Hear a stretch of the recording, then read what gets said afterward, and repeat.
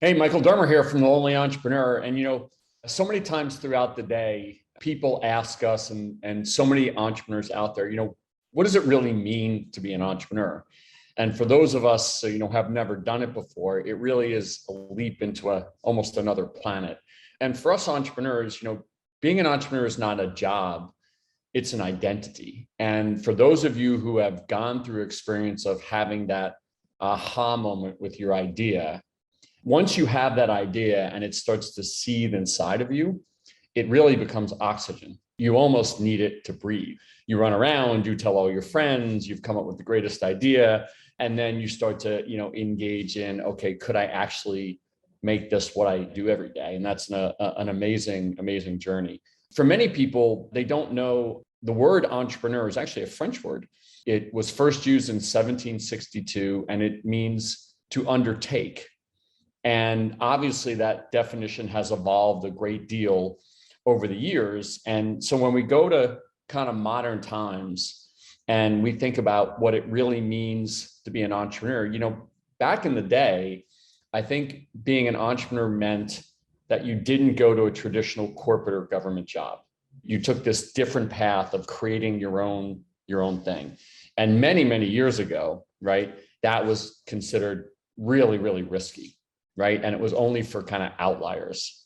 I remember when I, left my law firm to start the first company in the US to reward people for being healthy in 2000. People were like, what are you going to do? You're going to leave this prestigious law firm for this idea? And back then, those things were a little crazy, but now people do it every day. In fact, if you see the statistics out there, I think the numbers are that over 50% of people that work for large companies actually have a side gig on the side. And I think for millennials and Gen Z, that number goes up closer to 60%. So the old definitions of, hey, an entrepreneur meant you went, anti-corporate or anti-government are kind of have really changed. But then you say, okay, what does it take to be an entrepreneur, right? We have the idea. And I think one of the things that we did here in the United States, but I also think throughout the world, we said to people, as long as you have, passion and grit and a good idea, you're good, right? So if you just go and take those characteristics and slam your head into the wall harder than the next guy or gal, you'll be fine. And frankly, if you go back 20 years, I think that's actually probably true. Like my old business, rewarding people for being healthy, it took us a lot of years of slamming your head into the wall and really evangelizing this brand new concept. But if you look at it, I think we really did a disservice by saying, if you have passion, grit, and a good idea, you're okay, right? Because then a lot of people that just had those things just went. And what I don't think we said was, to be a successful entrepreneur, it's actually a function of learning lots and lots of skills to get better at it.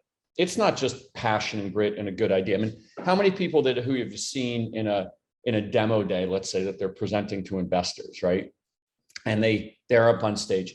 How many of them don't have passion? And how many of them don't have grit? Almost all of them have a good idea. Now, those are things you need just to get on the ride. But being an entrepreneur is really developing a whole series of skills that you need to have, both personal skills and business skills and a whole bunch of other things. And I think we did a little bit of a disservice to entrepreneurs by saying, once you put the big E on your chest and you're the entrepreneur superhero, you just go. It's almost like, we kid around with first-time moms and we say, hey, for the women out there, the first time, the day after you had your first child, did you wake up the next day and go, I'm great at this mom thing? No, you're like, oh my God, I might kill this little person, right?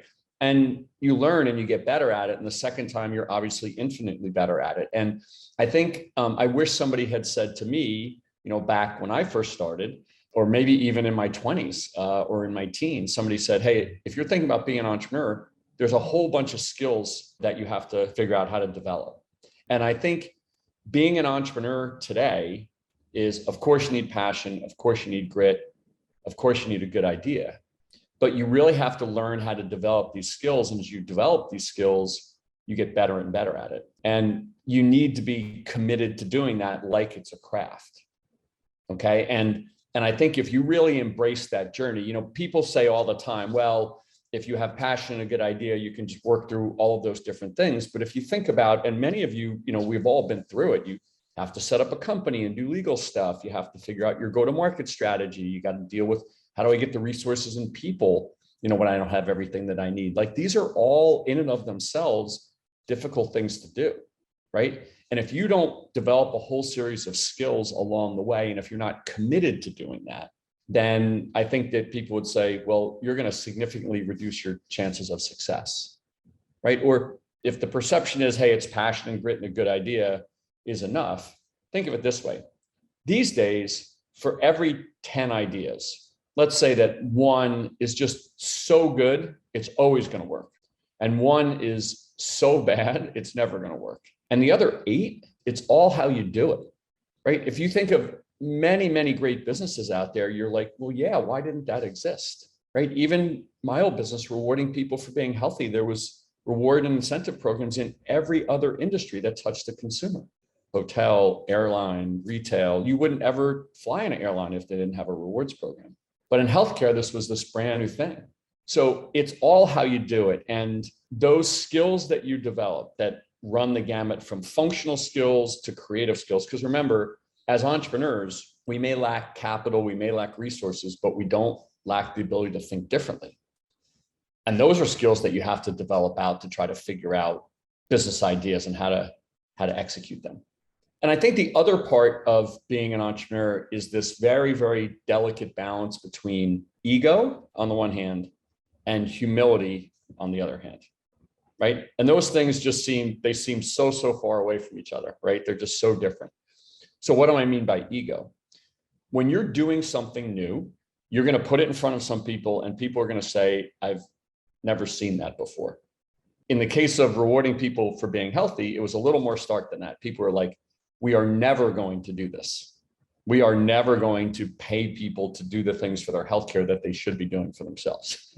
So it takes a healthy dose of ego to tell that, in that case, the healthcare industry, which for those of you know, is 1/6 of every dollar in the United States is spent on healthcare. So it's one of the biggest industries out there, right? You're going to tell that industry they're going to do something that not only that they haven't done before, right, but that they say they will never do, right? So it takes some ego to do that. But what you learn pretty quickly is, because being an entrepreneur and a successful entrepreneur is a matter of getting better and better at all of these skills, right? That has to come with humility. The humility to know what you don't know, the humility to say there are people that have been through this before and can help me, right? Just like a mom turns to her friends and colleagues that have had children that say, do this and don't do this, right? What goes with that ego and the ability to push through what are often incredible obstacles, right? And incredible headwinds like the ones we faced, is this humility to say, I am an entrepreneur and I embrace that journey. And that journey is, I got to learn a lot of stuff.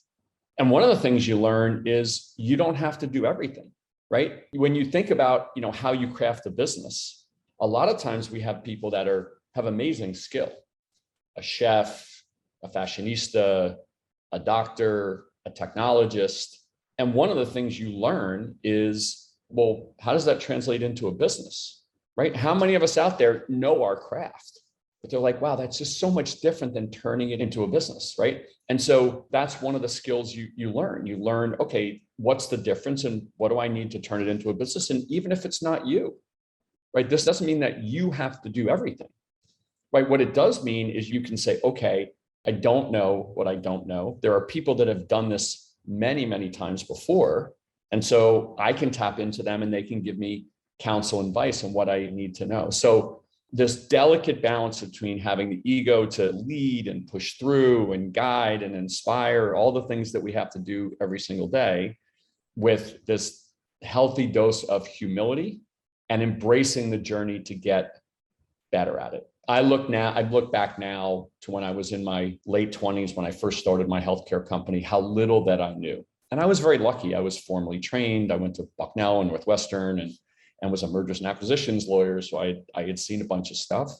But I think that if you really embrace the journey of saying, okay, I'm an entrepreneur. I'm not really sure what that means. I know I have to embrace the journey of learning these steps along the way. You will find that as you get better at these things, as you get better at your go-to-market strategy and bringing people and resources around you that can help you do things you don't know, and how do you figure out how to integrate this with a need in the marketplace, all this stuff that's all kind of jumbled together in what we do. I think you'll find that the ability to be successful goes up exponentially. Okay. Now, at the center of all this, we all know, is our passion. And, we at the Lonely Entrepreneur take very seriously, because those of you who know our story, we've been through it. We watch a company we built from nothing to 600 people almost get destroyed overnight by the 2008 financial crisis. So we always honor the passion. And then there's the but. But the question is, how do you turn that passion into actual success? And when that happens, there's nothing like it. And the oxygen that you feel you can really breathe, and it becomes an incredible level of fulfillment. But like we said, being an entrepreneur is not a job, it's an identity. And for those people who haven't had the great fortune to experience that, it's something that you hope that everybody can experience. And, you just don't want to look back on ideas and inspirations that you had and say, I wish I would have. But passion is not enough to do that. You have to embrace the journey of becoming better and learning these skills as an entrepreneur. So it's always an honor to talk to you from The Lonely Entrepreneur. And I hope these types of messages help you on your journey from passion to success.